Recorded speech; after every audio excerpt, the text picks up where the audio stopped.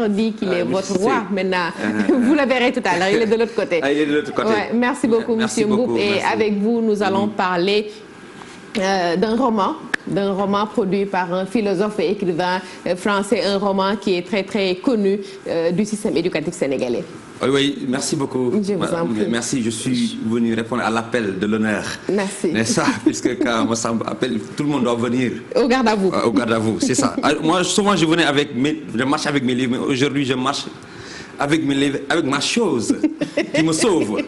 Et c'est important. C'est capital. C'est capital. C'est capital. Alors, le gel est capital. C'est ça. Alors, important. Merci beaucoup. Je suis venu aujourd'hui ici pour présenter à mes élèves ce livre intéressant. On peut dire qu'un best-seller, n'est-ce pas? Parce que L'étranger d'Albert Camus, c'est l'ouvrage d'un prix Nobel de littérature, publié en 1942, en temps de guerre, et autour d'une notion que l'on appelle l'absurde, qui montre cette chose qu'il y a entre l'homme et le monde. L'homme et le monde, cela veut dire qu'au fond, on dirait que l'homme est dans un environnement qu'il ne maîtrise pas. Et pour comprendre cela, il faut lire d'abord le mythe de Sisyphe. C'est l'essai philosophique, n'est-ce pas, illustré par un récit, n'est-ce pas, qu'on appelle L'étranger. Et pour lire un ouvrage, je profite de cette occasion pour dire que lire un ouvrage, c'est d'abord faire comme ça. Parce qu'au fond, il s'agit d'une œuvre intégrale. Quand il s'agit d'une œuvre intégrale, tu prends l'œuvre, comme ça. C'est ce qu'on appelle première page de couverture. Et sur la première page de couverture, tu vois le nom de l'auteur. Il s'appelle Albert Camus. Vous voyez le titre de l'ouvrage, L'étranger. C'est un titre qui accroche. Parce que quand on dit étranger, on n'a pas une idée claire de ce que l'on veut dire. Parce que d'habitude, l'étranger, c'est quelqu'un qui est là dans un espace qui n'était pas son espace, n'est-ce pas, qui quitte un espace pour un autre espace. Il est un étranger dans une maison, étranger dans un pays, étranger peut-être dans une ville. Mais c'est pourquoi, c'est là où réside d'ailleurs la grande problématique de l'absurde. Parce qu'en lisant cet ouvrage, on trouve qu'il s'agit d'une histoire d'un homme qui s'appelle Marcel. Marcel, dans les premières lignes de l'Inspit, il dit aujourd'hui, maman est morte ou peut-être hier, je ne sais pas. J'ai reçu un télégramme de l'asile, mère décédée, enterrement demain, sentiment distingué, cela ne veut rien dire. Et ces premières phrases que l'on appelle l'Inspit, les premières lignes de roman, on l'appelle l'Inspit. Aujourd'hui, maman est morte ou peut-être hier, je ne sais pas. J'ai reçu un télégramme de l'asile, mère décédée, enterrement demain, sentiment distingué, cela ne veut rien dire, c'était peut-être hier. Ce petit passage que l'on appelle l'Inspit a une signification forte, parce que ça permet, dès au début, de dire que ce Marcel-là, ce narrateur, qui n'est pas l'auteur, il faut faire la différence entre narrateur et l'auteur.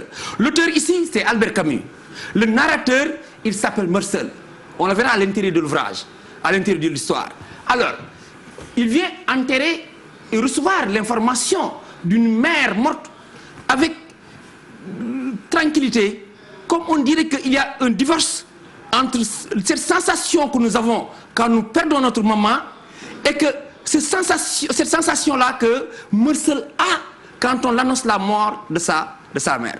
Je l'ai vu dans deux ouvrages, dans L'étranger d'Albert Camus et dans Le vin d'assassin de Baudelaire. Ma femme est morte et je suis libre. Je puis boire tout mon saoul. Et lorsque je rentrais sans un sou, ce cri me déchirait la fibre. Autant qu'un roi, je suis heureux.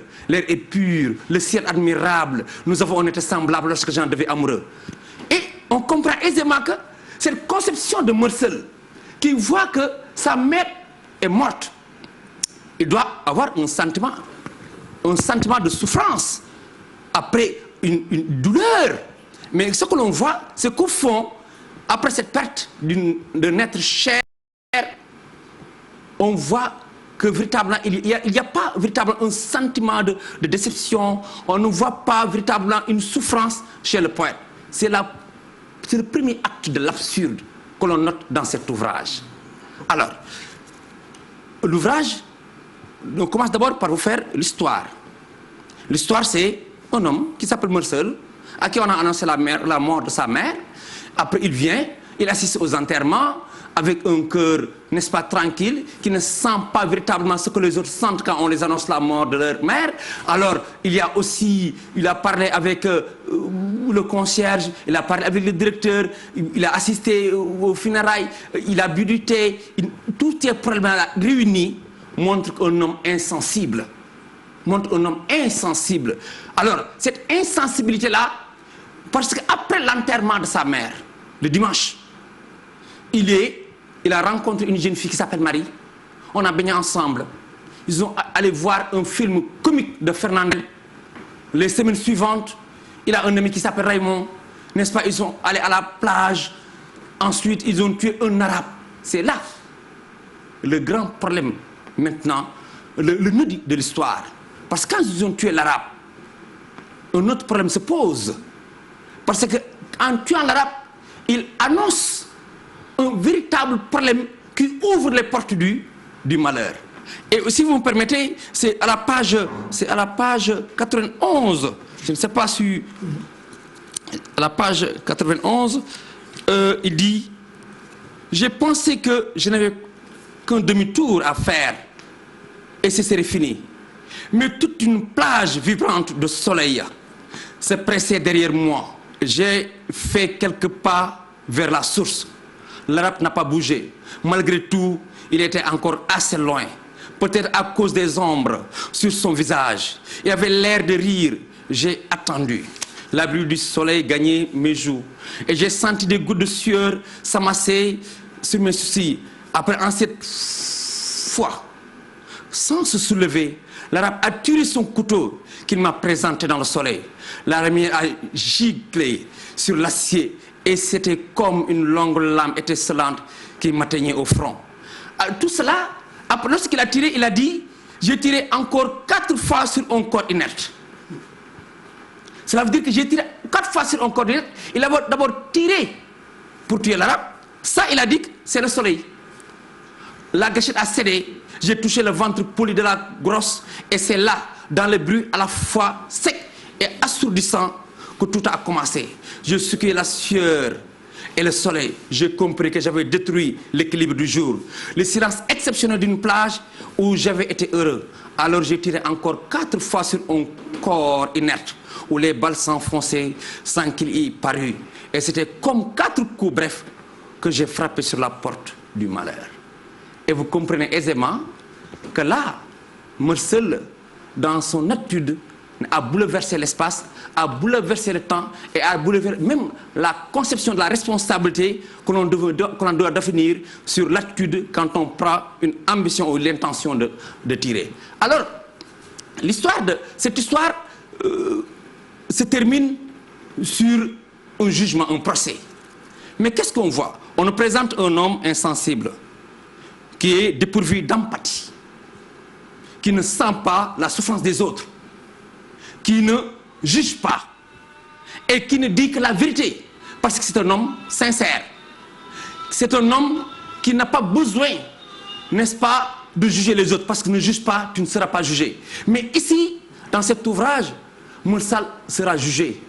Et le procès, c'est entre un procureur et un avocat. On fait passer un à un, n'est-ce pas, ces passages entre la mort de sa mère et les coups de balle tirés. Sa mère est morte. Le passage du directeur, le passage du concierge, le passage de Pérez, qui était l'amant de sa mère, on peut dire. Ensuite, le passage de Marie, sa fiancée, n'est-ce pas? Le passage de Raymond, n'est-ce pas? Le passage du vieux Salomon. Tout le monde passe. Et Meursault, qui est le responsable, on dirait qu'il ne prend pas la parole. Donc, c'est la société qui juge maintenant. Et sous cet angle-là, Meursault ne prend pas la parole et il est jugé par l'action de la société, par le regard de la société. Un homme qui ne juge pas la société, mais il sera jugé par sa société. Et sous cet angle-là, Meursault devient le jouet même de son destin. Alors, c'est l'expression d'un fatum, parce que n'oubliez pas que nous sommes dans un environnement où on peut apprécier le comportement de Meursault à partir du fatum. Le fatum veut dire le dire des dieux. C'est ce que les musulmans appellent le kun fayakun, n'est-ce pas, la volonté divine. Parce que toujours, quand on lui pose la question à savoir pourquoi ceci, pourquoi cela, il dit c'est le hasard. Et le hasard, sous cet angle-là, est compris par la notion de destin ou de destinée.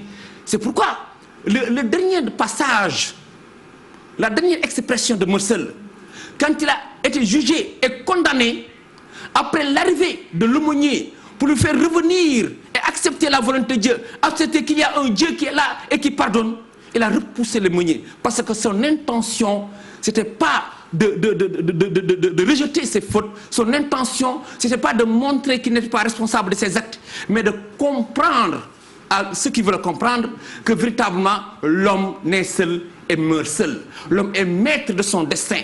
Et c'est pourquoi il est intéressant aujourd'hui, au moment où on parle beaucoup de coronavirus, que l'on comprenne que véritablement l'homme naît seul et meurt seul. N'est-ce pas? Mais meurt seul, si on coupe le nom, il y a le verbe mourir et le verbe sauver. Sémantiquement parlant. Mais il y a aussi, phonétiquement parlant, on entend meurt et seul. N'est-ce pas? Donc, mourir, sauver, c'est sous l'angle, n'est-ce pas, sous la vision solitaire de son engagement, mais Meursault, c'est sous la vision solitaire de son engagement. Là-bas, c'est solidaire, ici, c'est solitaire. Et c'est important, parce que chaque action seule choisie doit engager aussi la responsabilité des autres. Chaque action posée en tant qu'individu, c'est pourquoi quand on dit agir de telle sorte que la maxime de votre comportement se rédige à une loi universelle. Et c'est ça Meursault. C'est pourquoi la dernière phrase, les derniers passages de Meursault, il dit « Comme si cette grande colère m'avait purgé du mal, vidé d'espoir, devant cette nuit chargée de signes et d'étoiles, je m'ouvrais pour la première fois à la tendre indifférence du monde, de l'éprouver si pareil à moi, si fraternel enfin, j'ai senti que j'avais été heureux et que je l'étais encore. Pour que tout soit consommé, pour que je me sente moins seul, il me restait à souhaiter qu'il y ait beaucoup de spectateurs le jour de mon exécution et qu'ils m'accueillent avec des cris de haine. » Et c'est important ce passage, parce qu'au fond, on trouve un homme qui est seul dans sa conception du monde, parce qu'il pose ce divorce qui existe entre sa compréhension des choses et le monde qui réclame explication et qui n'aura jamais, et la société qui juge à partir des actes, et qu'au fond, cette société-là elle-même ne se juge pas. Parce que si on prend exemple par exemple, le juge ne juge pas Meursault parce qu'il a tué l'arabe, mais le juge juge Meursault parce qu'il n'a pas pleuré à l'enterrement de sa mère. Et Albert Camus dit, nous sommes dans une société où un être est condamné à mort parce qu'il n'a pas pleuré à l'enterrement de sa mère. Et c'est là où réside le caractère absurde même de la philosophie de Albert Camus. Parce qu'on ne juge pas les faits. Et pourtant, dès le début, le procureur a dit, il est juge de faits.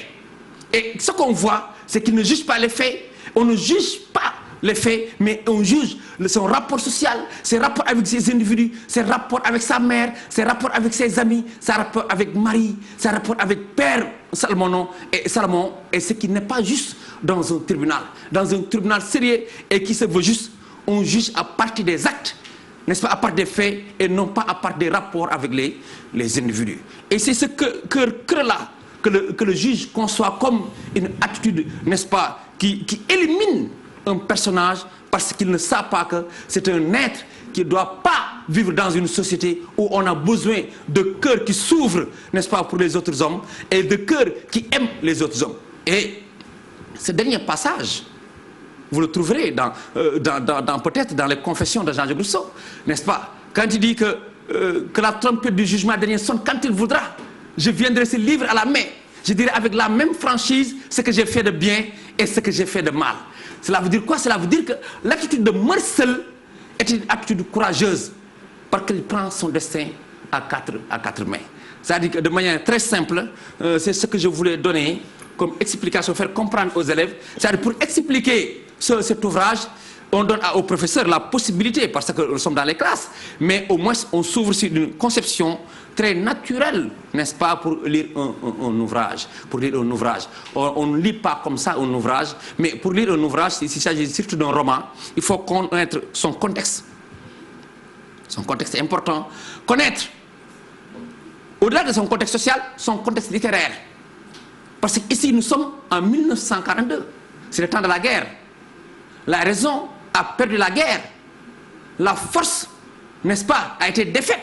N'est-ce pas? Donc, sur cet angle-là, n'est-ce pas, on ne peut apporter une autre vision du monde, proposant un autre regard sur les hommes, parce qu'on n'est plus dans un monde où la raison ne se doit triompher. Et c'est là, monsieur, ce que j'avais à dire aujourd'hui, puisqu'il s'agit d'expliquer un ouvrage très difficile, mais permettre à tout le monde, n'est-ce pas, puisque la réflexion continue dans les salles de classe. C'était ça ma petite contribution à apporter ici. Et merci à Souben.